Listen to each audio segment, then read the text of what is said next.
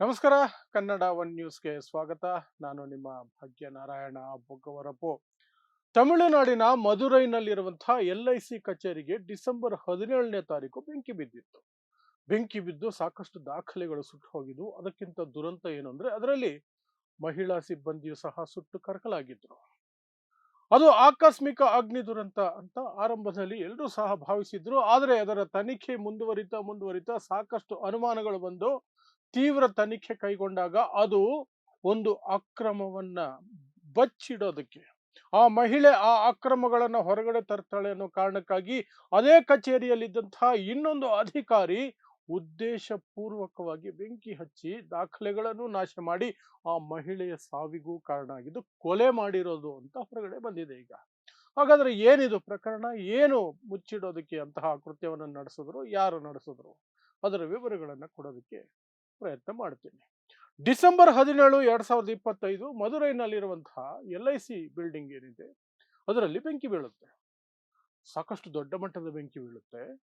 ಅಲ್ಲಿಗೆ ಫೈರ್ ಇಂಜಿನ್ಗಳು ಬರ್ತವೆ. 4-5 ಫೈರ್ ಇಂಜಿನ್ಗಳು ಹರಸಾಹಸ ಪಟ್ಟ ನಂತರ ಅದು ಹತೋಟಿಗೆ ಬರುತ್ತೆ. ಅದರ ಒಳಗಡೆ ಆ ಸಂದರ್ಭದಲ್ಲಿ ಬೇರೆ ಸಿಬ್ಬಂದಿ ಎಲ್ಲ ಹೊರಗಡೆ ಬರ್ತಾರೆ.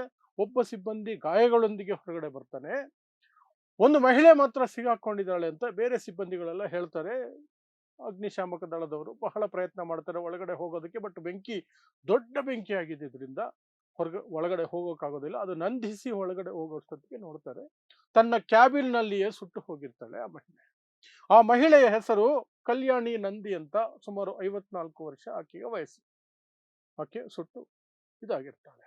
ಮಿಕ್ಕ ಎಂಪ್ಲಾಯಿಗಳಿಗೇನು ಹೆಚ್ಚಾಗಿರಲ್ಲ. ಒಬ್ಬ ಎಂಪ್ಲಾಯಿ ಟಿ ರಾಮ್ ಅನ್ನುವಂತಹ ಒಬ್ಬ ಎಂಪ್ಲಾಯಿಗೆ ಮಾತ್ರ ಸಣ್ಣ ಪುಟ್ಟ ಗಾಯಗಳಾಗಿರ್ತವೆ. ಅವನಿಗೆ ಟ್ರೀಟ್ಮೆಂಟ್ ಕೊಡಿಸ್ತಾರೆ. ಸೊ ಎಲ್ಲರೂ ಅನ್ಕೊಳ್ತಾರೆ ಇಲ್ಲೊಂದು ಶಾರ್ಟ್ ಸರ್ಕ್ಯೂಟ್ ಇರಬಹುದು. ಆ ರೀತಿಯಾಗಿ ಅದನ್ನ ನೋಡ್ತಾರೆ. ಅದು ಸಹ ದೊಡ್ಡ ಸುದ್ದಿ ಸಹ ಆಗೋದಿಲ್ಲ. ಯಾಕಂದ್ರೆ ಶಾರ್ಟ್ ಸರ್ಕ್ಯೂಟ್ ಆಗಿ ಏನೋ ದುರಂತ ನಡೆದಿದೆ ಅಂತ.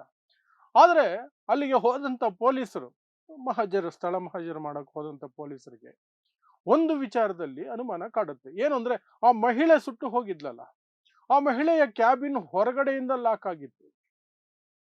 ಹೊರಗಡೆಯಿಂದ ಮಹಿಳೆಯ ಕ್ಯಾಬಿನ್ ಲಾಕ್ ಆಗಿತ್ತು. ಅಲ್ಲಿ ಅವರಿಗೆ ಅನುಮಾನಗಳು ಬರೋದಕ್ಕೆ ಶುರು ಮಾಡ್ತಾರೆ. CCTV ಎಲ್ಲ ನೋಡ್ತಾರೆ. ಎಲ್ಲೂ ಹೆಚ್ಚಿಗೆ ಏನೂ ಸಿಗೋದಿಲ್ಲ.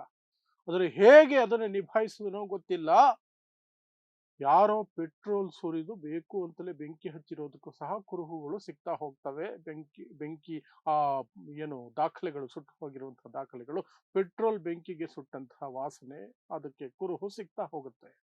ಬಟ್ CCTV ಏನು ಸಿಗೋದಿಲ್ಲ. ಅಷ್ಟು ನಾಜೂಕಾಗಿ ಯಾರೋ ಮಾಡಿದ್ದಾರೆ ಅಂದ್ರೆ ಒಳಗಡೆ ಇರುವ ವ್ಯಕ್ತಿಗಳೇ ಯಾರೋ ಮಾಡಿರಬೇಕು ಅನ್ನುವಂಥ ಅನುಮಾನ ಬರುತ್ತೆ. ಅದರಲ್ಲಿ ಎಲ್ರೂ ವಿಚಾರಣೆ ನಡೆಸ್ತಾರೆ. ಬಟ್ ಏನು ಗೊತ್ತಾಗೋದಿಲ್ಲ. ಸುಮಾರು 1 ತಿಂಗಳು ನಡೆಸಿದ ನಂತರ ಈ ಸ್ವಲ್ಪ ಗಾಯಗಳಾಗಿತ್ತಲ್ಲ, ಇವನಿಗೆ ಮಾತ್ರ ಏಕೆ ಗಾಯಗಳಾದವು ಅನ್ನೋದನ್ನ ತಿಳ್ಕೊಳ್ಳುವಂತಹ ಪ್ರಯತ್ನ ಮಾಡ್ತಾರೆ.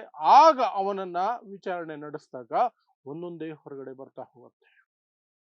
ನಾನೇ ಪೆಟ್ರೋಲ್ ಸುರಿದು ಬೆಂಕಿ ಹಚ್ಚಿದ್ದು ಅನ್ನೋದನ್ನ ಒಪ್ಕೊಳ್ತಾನೆ ಆರಂಭದಲ್ಲಿ. ಬಟ್ ಯಾರನ್ನು ಸಾಯಿಸ್ಬೇಕು ಅಂತಲ್ಲ, ದಾಖಲೆಗಳನ್ನ ನಾಶ ಮಾಡಬೇಕು ಅನ್ನೋ ಉದ್ದೇಶಕ್ಕಾಗಿ ನಾನು ಮಾಡಿದೆ ಅಂತ ಆರಂಭದಲ್ಲಿ ಹೇಳ್ಕೊಳ್ತಾನೆ.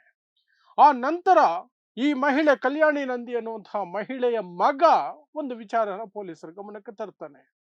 ಏನು ಅಂದ್ರೆ ಈ ಕಚೇರಿಯಲ್ಲಿ ಸಾಕಷ್ಟು ಅಕ್ರಮ ನಡೀತಾ ಇದೆ, ನನಗೆ ಅಪಾಯ ಇರೋ ಹಾಗಿದೆ, ನನಗೆ ಬೆದರಿಕೆ ಬರ್ತಾ ಇದೆ, ಪೊಲೀಸರಿಗೆ ತಿಳಿಸ್ಬಿಡು, ನನಗೆ ಈಗ ತಾನೇ ಬೆದರಿಕೆ ಹಾಕಿದ್ದಾರೆ ಅಂತ ಹೇಳ್ತಾಳೆ ಆ ಮಹಿಳೆ. ಬಟ್ ಯಾರು ಅಂತ ಮಗನಿಗೆ ತಿಳಿಸೋದಿಲ್ಲ. ಪೊಲೀಸರಿಗೆ ಹೇಳು, ಪೊಲೀಸರಿಗೆ ಇಲ್ಲಿ ಬರೋಕೆ ಹೇಳು, ನಾನು ಇಲ್ಲೇ ಅವರಿಗೆ ಕಂಪ್ಲೇಂಟ್ ಕೊಡ್ತೀನಿ, ಇಲ್ಲೇ ಹಿಡ್ಕೊಡ್ತೀನಿ ಅಂತ ಹೇಳಿರ್ತಾಳೆ. ಮಗ ಪೊಲೀಸರಿಗೆ ಫೋನ್ ಮಾಡೋ ಅಷ್ಟೊತ್ತಿಗೆ ಈ ದುರಂತ ನಡೆದಿರುತ್ತೆ. ಆ ವಿಚಾರವನ್ನು ಇಟ್ಕೊಂಡು ಸಹ ಈ ವ್ಯಕ್ತಿಯನ್ನ ನೀನೆ ಬೆಂಕಿ ಹಾಕಿದಂದಲ್ಲ, ಆ ಮಹಿಳೆ ಹೇಳಿರುವಂತಹ ಫೋನ್ ಕಾಲ್ ಮಾಹಿತಿ ಇದೆಯಲ್ಲ, ಅದು ಏನು ಅದು ಅಂತ ಅವನನ್ನ ಒಂದೆರಡು ಬಿಟ್ಟು ಕೇಳಿದಾಗ ಆಗ ಬಾಯಿ ಬಿಡ್ತಾನೆ. ಎಸ್, ಆಕೆ ನಾನು ಮಾಡ್ತಾ ಇದ್ದ ಅಕ್ರಮಗಳನ್ನ ಬಯಲಿಗೆಳುತ್ತೀನಿ ಅನ್ನುವಂತಹ ಬೆದರಿಕೆ ಹಾಕಿದ್ಲು. ಆ ಕಾರಣಕ್ಕೆ ಅವಳನ್ನು ಕೊಲ್ಲಬೇಕು ಅನ್ನೋ ಉದ್ದೇಶಕ್ಕೆ ಹಾಕದೆ ಅವಳು ಹೊರಗಡೆ ಬರುವಂತ ಪ್ರಯತ್ನ ಮಾಡಿದಾಗ ನಾನೇ ಅವಳನ್ನು ಒಳಗಡೆ ತಳ್ಳಿ ಹೊರಗಡೆಯಿಂದ ಲಾಕ್ ಮಾಡಿಬಿಟ್ಟೆ. ಹಾಗಾಗಿ ಅವಳು ಸತ್ತು. ಆ ಸಂದರ್ಭದಲ್ಲಿ ನನಗೂ ಸಹ ಒಂದಷ್ಟು ಬೆಂಕಿ ತಾಕಿತ್ತು. ಸರಿ, ಏನ್ ಅಕ್ರಮ ಅದು? ಎಂಥ ಅಕ್ರಮ? LIC ಅಂದ್ರೆ ಇಡೀ ದೇಶದ ಜನರ ದುಡ್ಡು ಇರುವಂತಹದ್ದು.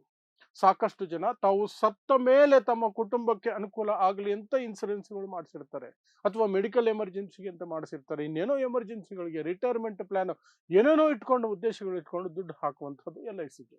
ಆಲ್ರೆಡಿ ಆ LIC ದುಡ್ಡನ್ನು ತಗೊಂಡು ಹೋಗಿ ಅದಾನಿ ಕಂಪನಿಯಲ್ಲಿ ಶೇರ್ಗಳಿಗಿಟ್ಟು ಏನೇನೋ ಮಾಡಿದ್ದಾರೆ ಅನ್ನುವಂತಹ ಆರೋಪಗಳು ಇದ್ದಾವೆ. ಅದರ ನಡುವೆ LICಯಲ್ಲಿ ಇಂಥದ್ದೊಂದು ಘಟನೆಗಳು ನಡೆದಾಗ ಜನರಿಗೂ ಸಹ ಭಯ ಬರುತ್ತೆ. ಬಟ್ ಪೊಲೀಸರು ತನಿಖೆಯನ್ನ ಆ ಕಾರಣಕ್ಕಾಗಿ ಇನ್ನೂ ತೀವ್ರವಾಗಿ ಮಾಡಿದ್ರು. ಏನದು ನೀನು ಮಾಡಿದ ಅಕ್ರಮ? ಸಾಕಷ್ಟು ಫೈಲುಗಳಲ್ಲಿ ಸಾಕಷ್ಟು ಸತ್ತು ಹೋಗಿರುವಂತಹ ಜನರಿಗೆ ದುಡ್ಡು ಕೊಡಬೇಕಲ್ವಾ, ಅದರಲ್ಲಿ ನಾನು ಗೋಲ್ಮಾಲ್ ಮಾಡಿದ್ದೀನಿ. 4 ತಿಂಗಳಿಂದ ಸುಮಾರು ಜನಕ್ಕೆ ಕೊಡಬೇಕಾದದನ್ನು ನಾನೇ ನುಂಗಿದ್ದೀನಿ, ಅವರ ಹೆಸರಿನಲ್ಲಿ ನುಂಗಿದ್ದೀನಿ. ಯಾಕಂದ್ರೆ ಕೆಲವರಿಗೆ ಗೊತ್ತಿರಲ್ಲ, ಇನ್ಸೂರೆನ್ಸ್ ಮಾಡಿಸಿರೋದು ಗೊತ್ತಿರಲ್ಲ, ಇನ್ಸೂರೆನ್ಸ್ ಕ್ಲೇಮ್ ಮಾಡೋದು ಗೊತ್ತಿರಲ್ಲ. ಅವರೆಲ್ಲ ಬಿಟ್ಟು ಸತ್ತು ಹೋದ್ರು ಅಂತ ಸುದ್ದಿ ಗೊತ್ತಾದ ತಕ್ಷಣನೇ ಇವನೇ ಕ್ಲೇಮ್ ಹಾಕಿ ಇವನೇ ದುಡ್ಡು ಏನೋ ಬೇರೆ ಯಾವುದೋ ರೀತಿ ಮಾರ್ಗದಲ್ಲಿ ತೆಗೆದು ಬಿಟ್ಟಿದ್ದಾನೆ, ಏನೋ ಮಾಡಿದ್ದಾನೆ, ಒಟ್ಟಿನಲ್ಲಿ ದೊಡ್ಡ ಅಕ್ರಮ ನಡೆಸ್ಬಿಟ್ಟಿದ್ದಾನೆ. ಅದು ಈ ಮಹಿಳೆ ಕಲ್ಯಾಣಿ ನಂದಿಗೆ ಗೊತ್ತಾಗಿದೆ. ಸೊ ಈ ಟಿ ರಾಮ್ ಅನ್ನುವಂಥವನು ಅಸಿಸ್ಟೆಂಟ್ ಅಡ್ಮಿನಿಸ್ಟ್ರೇಷನ್ ಆಫೀಸರ್, ಅವನು ಮಾಡಿರುವಂತಹ ಕೃತ್ಯ. ಯಾವಾಗ ಆಕೆಗೆ ಗೊತ್ತಾಯ್ತು, ಆಕೆ ಹೇಳಿದಳೆ, ನಾನು ಇದನ್ನು ಬಯಲಿಗೆ ಎಳಿತೀನಿ, ಜನರಿಗೆ ತಿಳಿಸ್ತೀನಿ, ಕಂಪ್ಲೇಂಟ್ ಮಾಡ್ತೀನಿ ನಿನ್ನ ಮೇಲೆ ಅಂತ ಹೇಳಿದ ತಕ್ಷಣನೇ ಬೆದರಿಕೆ ಹಾಕಿದ್ದಾನೆ.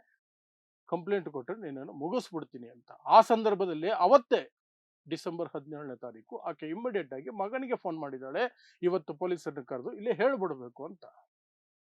ಆದರೆ ಅಷ್ಟರಲ್ಲಿ ಇವನು ಕ್ರಿಮಿನಲ್ ಕೆಲಸ ಮಾಡಿದ್ದಾನೆ, ಬೆಂಕಿ ಹಚ್ಚಿಬಿಟ್ಟಿದ್ದಾನೆ, ಆ ಮಹಿಳೆಯನ್ನು ಸುಟ್ಟು ಹೋಗುವಾಗ ನೋಡ್ಕೊಂಡಿದ್ದಾನೆ. ಸೊ ದೊಡ್ಡ ದಾಖಲೆಗಳು ಸುಟ್ಟು ಹೋಗ್ಬೇಕು.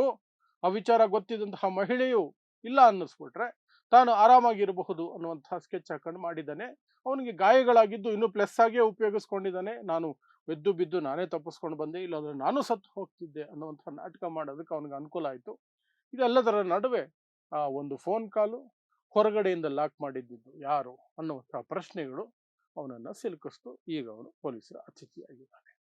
ಸೊ ಇದಿಷ್ಟು ಮಧುರೈ LIC ಕಚೇರಿಗೆ ಬೆಂಕಿ ಬಿದ್ದ ವಿಚಾರವಾಗಿ ನಡೆದಂತಹ ಒಂದು ಮಹಿಳೆಯ ದುರ್ಮರಣ, ಮತ್ತು ಅದು ಕೊನೆ ಹಂತಕ್ಕೆ ಬಂದು ಒಂದು ಅಕ್ರಮದ ಕಡೆಗೆ ಬೆಟ್ಟು ಮಾಡ್ತಾ ಆ ಮಹಿಳೆಯ ಕೊಲೆ ಆಗಿದೆ ಅನ್ನೋ ಮಟ್ಟಕ್ಕೆ ಹೋಗಿ ಸಂಚಲನವನ್ನು ಮೂಡಿಸಿರುವಂತಹ ಪ್ರಕರಣದ ವಿವರ. ಸೊ ನೋಡ್ತಾ ಇರಿ ಸಮಾಜಕ್ಕಾಗಿ ಕನ್ನಡ 1 ನ್ಯೂಸ್. ನಮಸ್ಕಾರ.